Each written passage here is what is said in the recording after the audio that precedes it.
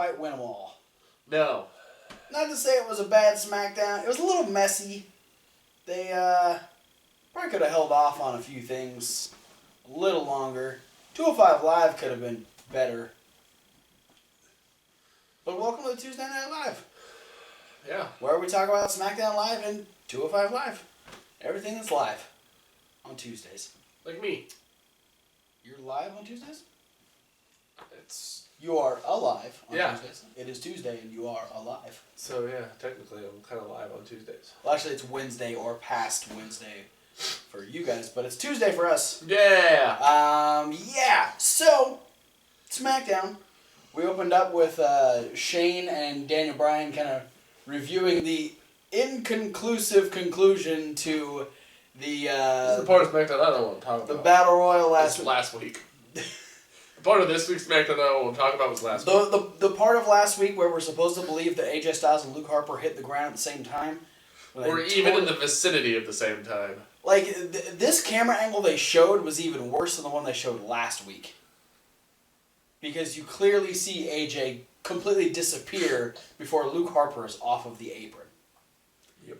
But I digress. We have AJ. I love that AJ played the sub. He comes in and he goes, well, see, you know, it's inconclusive. You know, you can't really tell. I mean, you can't tell. You just can't tell. And Daniel Bryan keeps telling him that he's lucky, and then AJ goes on a rant about how much Luke Harper smells and how awful he is, while Luke Harper is standing behind him, and then he shimmies away, and Luke Harper says thank you to Shane and Daniel Bryan. Yeah, which is one of those things that I think we weren't supposed to know, but I kind of knew that Luke Harper was going to be there. Because I'm pretty sure I'll have to go back and watch it again, but I'm pretty sure right before AJ walks into frame, when Daniel looks up, he says, hey guys. Really? As if more than one person are walking into the room. Post down below if you can confirm or deny that, because if you can, that's an interesting little tidbit. Which I think, would have just been a slip up. On Daniel Bryan. Yeah. You gonna die? I think so. Don't die. You talking about SmackDown? I gotta go water. All right. Up next, we had Miz and John Cena. Miz invited John Cena onto Miz TV to pretty much tell him that, hey, you've been an asshole to me for the past decade. And shocker. In true Miz form, so he just starts rambling off all these things like, oh, you ruined my moment after I beat you at WrestleMania 27, and then you made nothing out of it, and you talked about The Rock and how he was leaving WWE for Hollywood and all this stuff, and now look at you, the phone rang and you're gone for a weekend, a month, 3 months, 6 months, all this stuff. So Miz is just throwing all this shit at John Cena, shade. And John Cena's like, bitch, calm down. Tell me tense, Miz. And this was the best part, was like Miz had the crowd against John Cena. They chanted. It's not hard to do. They chanted, you sold out. They were, you had the split audience of, let's go Cena, Cena sucks. But then as soon as John Cena kicks on his promo skills, he immediately gets them all back to where at one point you get a rousing Cena chant. Yeah. Which is just great. And he just flips everything that The Miz said back at The Miz. Yeah. And it was so much fun to watch. And he mic drops, he's John Cena, he starts walking away, and Maurice is like, no, motherfucker, you get back here, you don't treat my man like that, blah, blah, blah, blah, you want to talk about respect? Slap! Respect this! And then she slapped John Cena, and then John Cena laughed, and was like, I've got one of those too! And Nikki Bella ran down to the ring, and Maurice and Miz took the fuck off. Your point goes, mine are bigger than yours. And we finished off with Nikki saying, you mess with my man, I'm gonna break you, bitch. And, so... And the Miz just had the biggest grin on his face the whole rest of the segment. Nikki said, bitch! I'm not necessarily excited for the match, but I appreciated their build in this particular promo. Yeah, hence, if you don't know what we're talking about, the speculation right now is the mixed tag match that's going to happen at WrestleMania. John Cena, Nikki Bella versus The Miz and Maurice. Yes. And we'll actually skip forward a little bit into SmackDown because we had John Cena and Nikki Bella doing a backstage promo, a backstage interview with Renee Young. They were interrupted by Carmella and James Ellsworth. Yeah. And this has now resulted in a warm-up match for the super couple as they will take on James Ellsworth and Carmella in tag team action next week on SmackDown. So that should be fun. Yeah. Speaking much fun. Speaking of ladies, our first match of the night was a 2 out of 3 falls match between Becky Lynch and Mickie James. How about that? This is, I would essentially say this is a number 1 contenders match, probably. I mean, essentially, because, I mean, It's kind of hard to determine what's going to happen now, depending on how severe Naomi's injury is. yeah, I mean, Becky is kind of up there just because She was in the title match last week with Alexa Bliss. Mickie James doesn't have that much momentum going in her favor. She's got the name. She's Mickie James. She could challenge for the title if she wants. Yeah, I just think potentially it would have. It'd make more sense to have Becky and Natalya have a number 1 contenders match because Natalya beat Nikki Bella in the Falls Count Anywhere match. Yes. But yeah, Becky asked for this match, told Daniel Bryan that she wanted to ramp it up and really make an important match between her and Mickie James. So they had a 2 out of 3 falls. The first fall went to Mickie James when she hit her big jumping DDT. I refuse to call it by that stupid name. That's why I didn't write that down. Fall 2 went to Becky Lynch after she dodged the seated senton and rolled up Mickie James. And then the third fall, after Alexa Bliss had made her way down to ringside, Becky ends up running Mickie James into Alexa as she distracted the ref from making a pin. So Alexa falls down, back roll. Mickie ends up turning it into an O'Connor roll, tries to hold the tights. She ends up getting kicked out, and Becky immediately goes into the disarmer, and Becky Lynch defeats Mickie James in the 2 out of 3 falls. It was a good finish. It was. Really good sequence of events at the end. And a really good match between these ladies. I appreciate what SmackDown does with the women. I'm just going to be real. It's so cool. No one says stupid face. It's so cool to have Mickie James back in WWE. It really is. It's kind of like, and I'm not using this as a knock to Mickie James, ever, but it's basically the next best thing to having either Trish or Lita back on the active roster. Yeah, no, it's the most likely. It's the only way that you could get that nostalgia, because there's no way that Trish or Lita would come back for a full run. On a regular basis. Yeah. So yeah, it's definitely not a knock to Mickie at all, but it's what we can get, and we still appreciate it. Yeah. We had a couple of promos here where Luke Harper talked about how now that he's kind of had this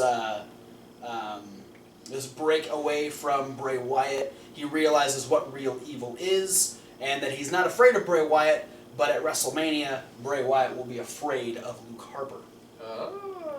And Bray wishes Harper luck, but knows that at the end of WrestleMania, it'll be him and Randy Orton who will be carrying on the godly-like status that is Bray Wyatt as WWE Champion. Yeah, man. It's cool. Yeah. I'm digging Luke Harper solo. I love, his parts in just the Wyatt family promos were always good, and I like that he's kind of found his voice, and he's kind of taken to this character, so he carries these really, pseudo Bray Wyatt promos, but with his own spin on them. Yeah. They're nice. He likes light bulbs. He does. He didn't tap one this time, though. Yeah. They were all working semi-good, so he didn't have to knock one to make it work. I should have said this before when we were talking about the lady stuff, but you said that Natty should be in the title picture. Yeah. Well, she pretty much walked up to Alexa and said, I'm in the title picture. I'm going to be in the title picture, because if I beat you, well, I am going to beat you, and then that'll be mine. In a very... It's It's a weird little backstage thing that happened here. It's awkward when you get what you can only assume is an impromptu heel and heel arguing over something. Yes. Because given the right set of circumstances, heel and heel can work pretty well. Mm-hmm. But it's WWE's like last resort. Yeah. Because heels versus faces, always. Easy. Faces versus faces, they can make it work. Mm-hmm. Heels versus heels is almost essentially avoided. Yeah, I mean, unless it's in extreme situations where a babyface is causing, like about a month ago when we had Miz versus AJ Styles because John Cena was talking shit. You know, that's a way that it works. But when you just kind of have one heel kind of saunter up to another heel and be like, "Hey, guess what? I'm gonna fuck you over," then it's you know, where do you go from there?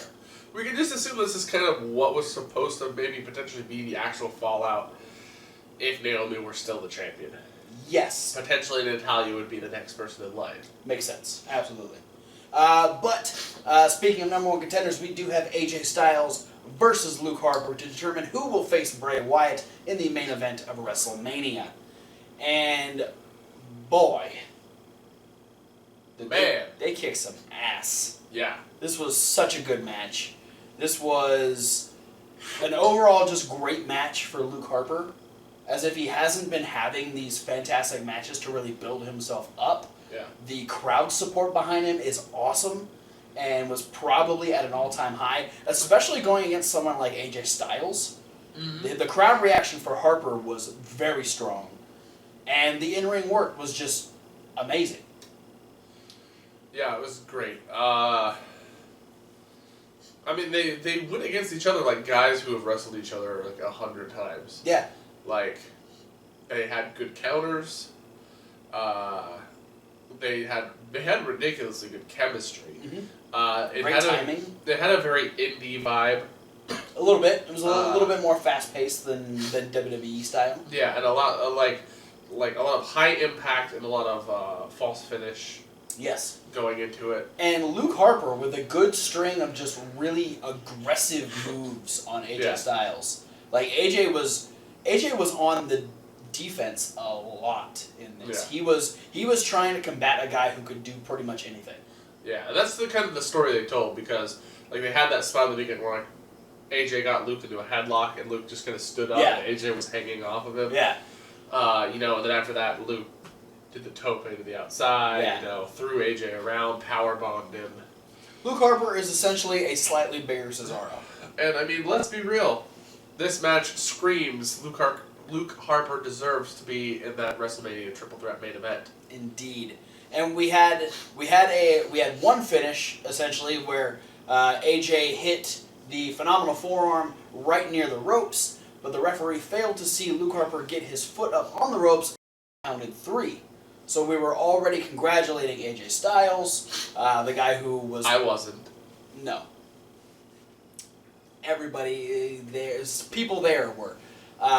Congratulating, AJ Styles won, he's going to WrestleMania. Shane McMahon came out and go, no. His foot was on the ropes. Luke had his foot on the ropes, we're going to restart the match, and AJ's like, what? What the fuck? Why are we doing this? So the match restarted.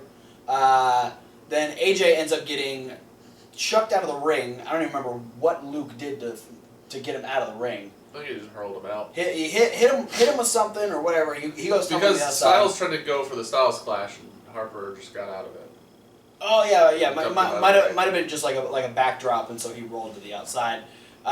He ends up getting in Shane's face, and Luke ends up coming around and tries to hit a super kick on AJ. AJ moves, and that super kick ends up hitting Shane McMahon instead.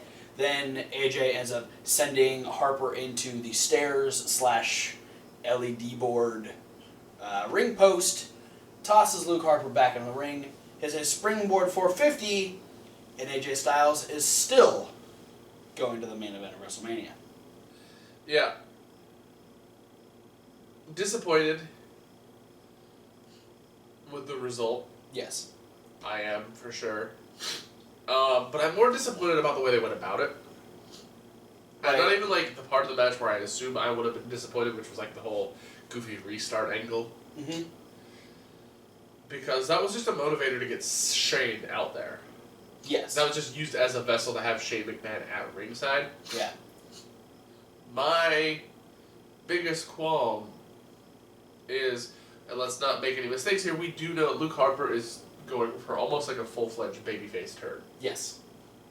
However, I don't think Luke Harper's the guy who would have accidentally kicked Shane McMahon in the face and then thought twice about it before doing the next move. No. And we had way too much of a pause where Luke Harper went, oh shit, what did I do? Yeah. For a guy who really never has remorse for anything to begin with. Well, I mean, if you take in consideration the fact that we started the show with him thanking Shane and Daniel Bryan, then it does make sense. But yeah, I still don't believe that he would have taken that much time to allow AJ to get the advantage on him. He probably would have said something like, he probably would have, oh shit, and then immediately like got back into the match, and then maybe have some issues leading up to WrestleMania. But yeah, it was unfortunate because it just everything seemed to point towards Luke Harper. Yeah, it's whether or not they go with AJ in the main event with Bray. It's I think it feels like a big momentum killer. Yeah. And we'll talk about more of the main event here in a second when we get to Bray Wyatt ends up having this end of the night promo bit. His invoking. Which AJ ended up telling Daniel Bryan that he was going to attend.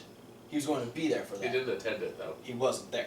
But before we got there, we had Dean Ambrose not even give Kurt Hawkins a chance to job out, just hit him with the dirty deeds, and then him and Baron Corbin talk shit to each other, building up.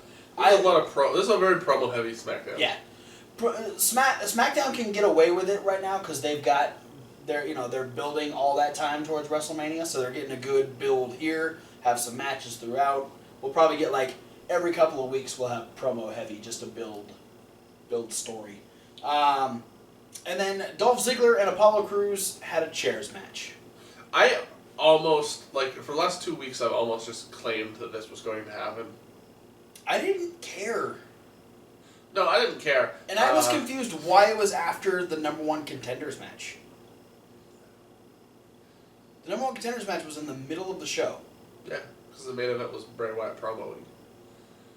But, kind of like the main event of Raw being a contract signing all the time. Yeah, I think this would have made even more sense if Bray Wyatt's invocation came at directly after the number one contenders match. Yeah. But it did. So yeah, Dolph Ziggler ends up he got his ass kicked for a while, and then he got the upper hand by dropping both the throat and the nuts of Apollo Crews on the top of a chair. That's what we call a double heel move. Yep. Heel move and a dick move, and then he rolled him up. And Dolph Ziggler won. Then we had Bray Wyatt's invocation. Okay. One comment about the chairs match. All right. And this isn't saying a lot. Okay. Because, let's be real. When we watch the TLC pay-per-view, out of the T, the L, and the C is usually the match we're the least excited for. But sometimes it ends up being... I think Swagger and Del Rio did a really good job the year they went. Kalisto and Corbin did good this past December. This, I think, was the most lackluster chairs match there's ever been. Yeah, I understand the build. It makes sense to have this be a chairs match. A chairs match. They're the build to this match makes perfect sense because it revolved around the fact the whole last month Dolph Ziggler's been hitting people with chairs. Yeah, and it's cool to have a stipulation match on SmackDown rather than waiting for a pay-per-view. Yeah. But where do we go from here? Nowhere at this point. For the love of God, don't give us Apollo Crews or Kalisto against Dolph Ziggler again. You have now built a feud and you've ended it. Yeah. Because Dolph Ziggler did nothing wrong and won Dolph this Ziggler match. has to move on to Mojo Rawley now. Sure, crush Mojo Rawley. We don't give a fuck. Please. We don't care at all. Then you can go back to Kalisto and Apollo Crews. I'll give you a mulligan on that if you end Mojo Rawley. But only if you end Mojo Rawley. Hell, I'll petition Vince to give you another title run if you end Mojo Rawley. Oh, no, don't do that, because then he might end up having to face Baron Corbin again if Baron Corbin takes the Intercontinental title, and then we'll get a whole rerun of that feud that happened twice. No, I'm talking title run. Oh! Like, title run. Even if they have to make you wrestle with a helmet so you don't get another concussion. Yeah, we'll see. Speaking of the title picture, Bray Wyatt's invocation, which was him saying, okay, I now know that I'm facing AJ Styles. I don't have to worry about Luke Harper anymore, but I do have my brother Randy Orton who's going to be helping me, and the segue into this was very strange, because he says that he talks about the place that he's from, and it's a place that Randy Orton is in, and then we see Randy Orton come up on the Titantron. And Randy Orton is in a very familiar place. Wearing burglar clothes. Yes.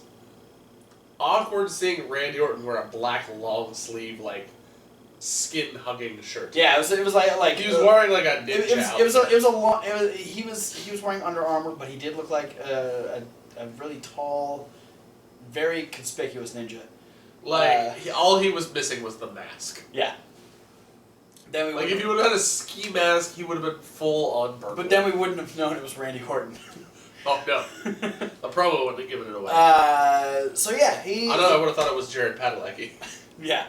He's in a very familiar place. We've seen this in a ton of Bray Wyatt vignettes. The slightly barn-looking place with the rocking chair, the wooden floor. We've seen this before. This is essentially Bray Wyatt's temple, and we find out that through Randy Orton letting us know that he's no longer part of the Wyatt family all of a sudden, and that he is... You can't beat him, join him, and after you join him, screw him. And then he is going to face Bray Wyatt at WrestleMania, even though he just gave up his spot, and we gave that spot to AJ Styles. I'm putting this against my head because I'm confused. But then, just to prove a point, maybe, as if... Or just because he's always been a sadistic fucking asshole. He decides... Let's be real. Oh yeah, no. He spits in old people's faces, he kicks dads, he kisses your wife. And he RKO's Hulk Hogan on the hood of a car. No, that one was cool. Yeah, it was. The rest of them were all dick moves. All dick moves. You RKO Hulk Hogan on the hood of a car right in front of his daughter.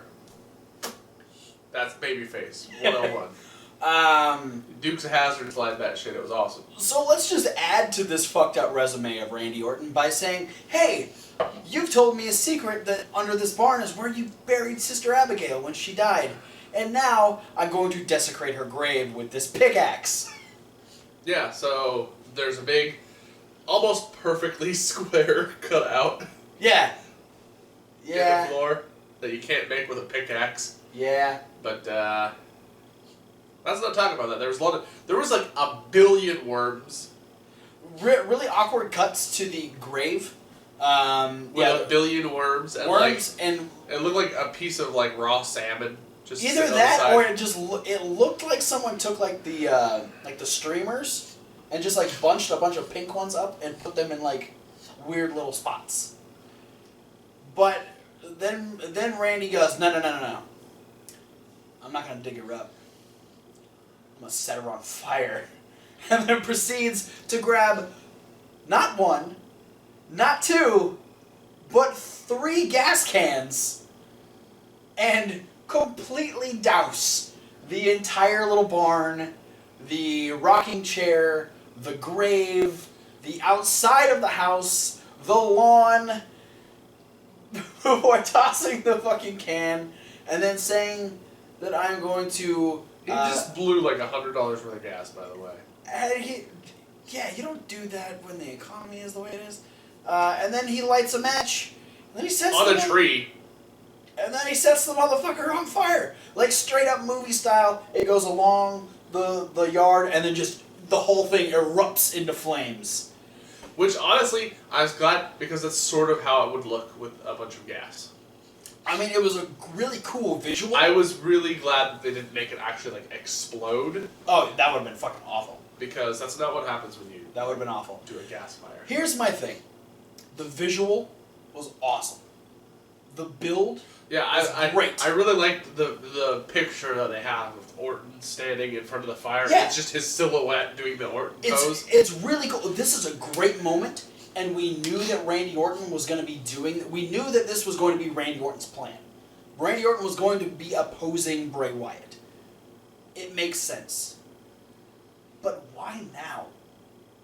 Why so soon, and why did we wait until just after AJ Styles takes Randy Orton's spot at WrestleMania? It honestly doesn't make sense. It took something that made sense and made it make less sense. We've been building up making so much sense for the last 2 months, and now we're like, what? Like, are y'all gonna... Like, we kind of decided how we think it's going to go. Like, the logical progression was Luke Harper wins the spot and causes shit between Bray and Randy. Yeah. Leading to a 3-way match at WrestleMania. Or even the same way, it's revealed that Randy Orton caused the shit between Luke and Bray, and then after WrestleMania we get the Luke and Bray reunion. And either way, after both of those are way more logical than what actually happened. Yeah. So now we have Randy Orton saying, I'm going to take my spot back, even though that spot now goes to AJ Styles. And now somehow we're going to figure out a way to get AJ Styles in the rumored match against Shane McMahon, even though he didn't hit Shane, it was Luke Harper. Are we going to get Luke Harper versus Shane now? Like, what kind of fucking sense does that make? None of it makes sense. Smackdown, you rawed yourself. You rawed yourself into confusion. That being said, it was a really cool visual. Yeah. And I liked the whole segment. I just didn't understand. I'm hoping that in the next 30 days to WrestleMania that you make it make sense. Don't jump through a bunch of fucking hoops. Well, I remember that one time, like 7 years ago, when Randy Orton cost CM Punk a championship spot when he punted him backstage with Manu. Let's move on to 205 Live. I don't want to talk about that. That was my favorite why I attacked somebody storyline ever. 205 Live. Feeling more and more like Raw.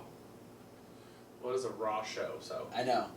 I always considered like it to be its separate thing because it's not attached to Raw. Yeah. That it's after SmackDown. I didn't really care. No, this is like... This is a 205 Live where I felt like none of it actually needed to happen. Yeah. It was... And again, this is going back to calling the Cruiserweight division now the Divas division of 5 years ago. Yeah. The way Vince McMahon treats it. Where I felt like a lot of this 205 Live was, oh shit, we didn't realize we had to do another one of these before Fastlane. So let's kill time. Yeah, we just... Like, It was literally, the episode could have been titled How to Kill an Hour on the Network. Yeah. Because we know we have 2 Cruiserweight matches this Sunday at Fastlane. We have the tag team match of Rich Swann and Akira Tozawa taking on Noam Dar and Brian Kendrick. Yeah. And then we have the title match between Neville and Gallagher. Yeah. So we had Noam Dar beat Lince Dorado, but the big story is that flowers were delivered to Alicia Fox on the outside. It's totally Dar that did it. Yeah, even though Rich Swann smiled while he was watching it on the monitor backstage. And Alicia Fox ate a flower. She choked on it a little bit. She's crazy. Did Lindsay really need to job to that?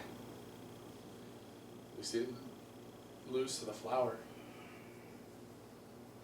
Austin Aries interviewed Akira Tozawa, and this led to a really long, awkward, I think Brian Kendrick forgot what he was going to say promo. He ran this shtick that started to annoy me, where he would repeatedly ask Tozawa something, and then as soon as Tozawa would try and say something, Kendrick would cut him off. See, that was it was funny to a point, but I think there was literally a point where he I legitimately think he forgot what he was going to say on this particular part of the promo. He forgot whatever his next step was to get to the point where he was just going to say, "I'm not going to fight you," and then walk away. Yeah. And so, okay. Lesson number whatever was learn English.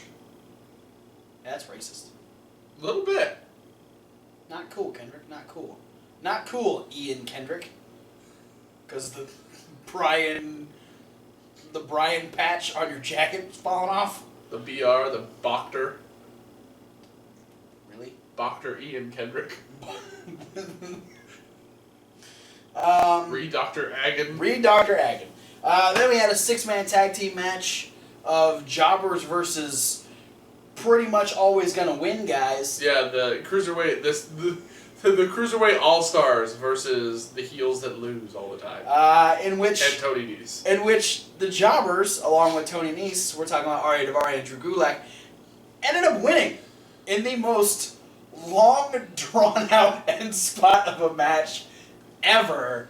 And Arya Daivari MVP'd this match. He was making sure that his team was going to win. He wasn't letting none of that shit happen. Because we had all the shit go down that seemed like, yeah, the faces are going to win. Mustafa Ali goes for the inverted 450 at the end on Gulak. He gets stopped, but then he ends up getting right back into position for the move. He hits it on Gulak, and we're like, the match is over. 1, 2, and all of a sudden, Gulak's foot is on the rope. Oh, because Arya was on the outside and lifted the... I was literally getting ready to write it down, and then I went, wait, the bell didn't ring. What the... Arya Daivari put Gulak's foot on the ropes. And then we had the insanely long Drew Gulak one-arm crawls all the way across the ring before he tags... most awkwardly long before he tags spot. Tony Nese, who immediately gets hit with the detonation kick by TJ Perkins. Oh, here it goes. And then on 2, Arya Daivari comes in and saves Tony Nese. So then Cedric Alexander is getting in, and he's causing a distraction because he's not the legal person. The ref tries to get him out, and then Tony Nese ends up hitting the German into the corner on Mustafa Ali, and then gets... he got Perkins. Because then he ran, and then he ran, elbowed Cedric off of the apron while he hit the ropes to run back and hit the big knee strike. Yeah, the running Nese on Perkins. And Tony Nese picks up the win for him and the jobbers. Okay.